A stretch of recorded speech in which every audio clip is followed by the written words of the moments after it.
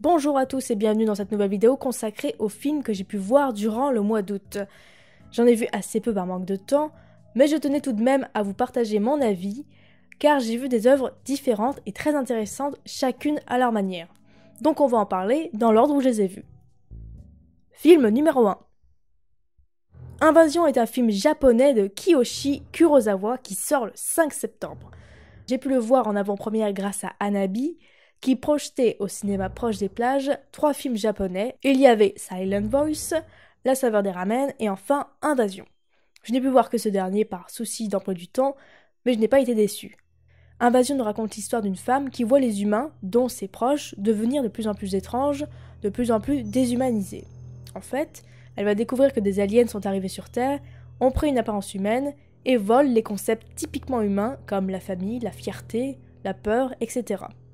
Sauf qu'en volant un concept chez un humain, il lui efface complètement ce concept de sa mémoire. C'est pourquoi les victimes ont des comportements très étranges. Tout ceci prépare les aliens pour une invasion finale, et ils sont aidés par de vrais humains, qu'ils appellent les guides, et qui les aident à trouver des concepts en échange de leur vie sauve lors de l'invasion. C'est un thriller qui trouve sa place aussi bien dans la SF, et qui aborde tout un tas de questionnements philosophiques très intéressants. C'est un film qui nous fait réfléchir avec des aliens très différents de ceux dont on a l'habitude de voir dans les films américains en général. Ça n'empêche pas le réalisateur de faire des références à des films très connus dans la SF. Par exemple, pour voler un concept, l'alien utilise son index, le dirige vers le front de sa victime, et une lumière blanche forte apparaît. Impossible de ne pas faire le lien avec E.T. de Spielberg. Si ce genre de thématique avec une ambiance assez austère et mystérieuse vous intéresse, je ne peux que vous recommander d'aller voir Invasion. Film numéro 2. Mission Impossible 6 est un film américain sorti le 1er août et réalisé par Christopher McQuarrie, avec Tom Cruise et Henry Cavill pour ne citer que dans ce casting 5 étoiles. Ce film est une suite directe du 5e épisode, où l'on retrouve le même antagoniste, Solomon Lane, qui est devenu le chef d'un nouveau groupe de méchants qui se nomme le Syndicat et qui veulent de 1 récupérer leur chef emprisonné, de 2 contrôler le monde et de 3 détruire Mission Impossible. Simple, rapide, efficace. C'est un excellent film d'action et d'espionnage qui converge tous les points les plus forts des précédents films, en nous promettant des scènes de cascade toujours plus folles et inventives les unes des autres, tout en gardant un respect des lois physiques pour ne pas prendre le spectateur pour un abruti. Grâce au montage et au scénario, on est pris dans cette course contre la montre, comme notre héros qui a le devoir moral de réussir coûte que coûte sa mission. On a souvent comparé Ethan Hunt comme l'alter ego de Tom Cruise, et oui, le film le brosse dans le sens du poil. Mais tant que le divertissement est là, ce n'est pas un problème si Tom Cruise se compare à un surhomme, comme la scientologie veut le croire. De plus, pour le public français, il est très agréable de voir autant de scènes qui se passent à Paris, et des scènes très importantes qui plus est. Donc, comme notre ego est supérieur à celui de Tom Cruise, on est très content d'aller le voir au cinéma. Bien évidemment, si vous n'avez pas vu les précédents films, je vous conseille d'aller bien sûr les voir. Car le premier est un pur film d'espionnage avec une mise en scène de Brian De Palma. Le deuxième a failli faire tomber la saga dans le nanar, mais c'est un peu comme l'idiot de la famille, il nous fait rire quand même. Le troisième a remis ses balls sur la table parce que c'est Tom Cruise qui a repris les rênes de la production. Le quatrième est le meilleur épisode à mes yeux et a donné une dimension intouchable à la saga, merci Brad Bird. Et le cinquième confirme sa lancée.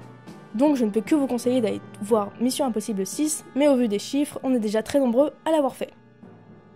Film numéro 3.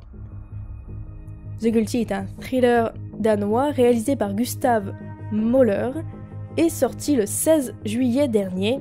Ce film nous raconte l'histoire d'un policier qui travaille dans les urgences de la police par appel. Il fait son travail lorsqu'il reçoit l'appel d'une femme qui dit avoir été kidnappée par son compagnon armé et qui l'emmène, elle ne sait où. À partir du peu d'informations que le policier a, il va tenter de la retrouver saine et sauve. Ce film est l'anti-Mission Impossible dans le sens où tout se passe avec le policier et les voix hors champ de ceux avec qui il converse au téléphone.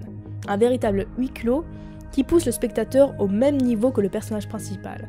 Il s'identifie à lui et il doit imaginer ce que les intervenants décrivent au téléphone, même dans ce qu'il y a de plus sordide. Ce film est tout bonnement incroyable et m'a fait l'effet d'une claque dans la salle de cinéma. Il se trouvera très certainement dans mon top 10 des meilleurs films de l'année. Rien que ça. J'y suis allée un peu par hasard, sans connaître quoi que ce soit sur le film, si ce n'est qu'il avait une très bonne presse, et je vous invite à aller le découvrir au cinéma tant qu'il est en salle. Quatrième et dernier film, BlacKkKlansman est sorti le 22 août et il s'agit du dernier film américain de Spike Lee, un réalisateur que je connais plus pour ses polémiques et son investissement sur les droits des Noirs aux États-Unis que pour sa filmographie. Alors quand il raconte l'histoire d'un Noir qui infiltre le Ku Klux Klan, ça ne peut être que intéressant. Pour commencer, il faut rappeler qu'il s'agit d'une histoire vraie et que certaines personnalités du Ku Klux Klan, ou de l'organisation comme il préfère dire, sont encore aujourd'hui vivantes. Il est intéressant que Spike Lee mette en comparaison les Black Panthers et le Ku Klux Klan, qui sont opposés, mais qui tiennent parfois les mêmes arguments pour défendre leurs idées, comme celle d'une révolution de l'un sur l'autre à coups de violence. Ces deux groupes ne veulent pas communiquer entre eux, et il est intéressant de voir que c'est une équipe mixte, un noir et un juif blanc, qui arrivent à faire bouger les choses et à ridiculiser leur idéologie, surtout concernant le Ku Klux Klan. Mais je trouve que Spike Lee fait preuve d'esprit critique en nous montrant différents membres qui ne partagent pas forcément les mêmes opinions et qui ne vont pas faire les mêmes démarches. Là où certains veulent défendre leurs droits, d'autres veulent commettre des attentats pour éliminer ceux qu'ils considèrent comme indésirables, comme les Noirs et les Juifs, sous prétexte que Jésus-Christ a été tué par des Juifs. Sauf que Jésus lui-même était juif et étant né à Nazareth, il était probablement noir, mais passons, c'est pas grave. Mais le film n'est pas là pour renforcer des portes ouvertes. Il traite avant tout son histoire avec beaucoup de scènes d'humour et les dialogues sont très réfléchis. Je pense notamment au personnage d'Adam Driver, qui est juif, pas très pratiquant, mais lorsqu'il entend les membres du Ku Klux Klan tenir des propos antisémites, ça le fait réagir parce qu'au fond, on est attaché à nos racines. Après, je vois ce film avec un regard d'Européen, mais nul doute que le film résonnera beaucoup plus avec l'histoire des États-Unis. Spike Lee d'ailleurs se fait un plaisir de rappeler à Hollywood que les deux films qui ont le plus marqué son industrie sont des œuvres racistes. Naissance d'une nation et Autant en emporte le vent, qui montrent une vision sudiste et raciste de leur monde, et ce sont des œuvres qui ont le plus rapporté d'argent avec l'inflation au 7e art. Je vous invite par ailleurs à aller voir le Pourquoi j'ai raison et vous avez tort sur Autant en emporte le vent de Durandal, qui est, encore à mes yeux, son meilleur épisode. Mais avant ou après ça, vous devez aller voir BlacKkKlansman, car c'est une œuvre qui deviendra, je l'espère, culte et importante, et qui vous fera réagir sur l'importance de défendre ses droits, qu'importe la communauté à laquelle vous vous identifiez.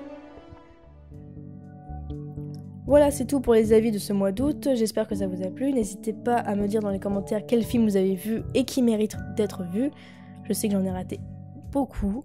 J'espère être plus régulière cette année pour la sortie des vidéos et de vous proposer des contenus un peu différents, mais ne promettons rien car on ne sait jamais. Sur ce, je vous dis à la prochaine et vous souhaite de rester ouvert et de garder l'esprit critique. Bisous!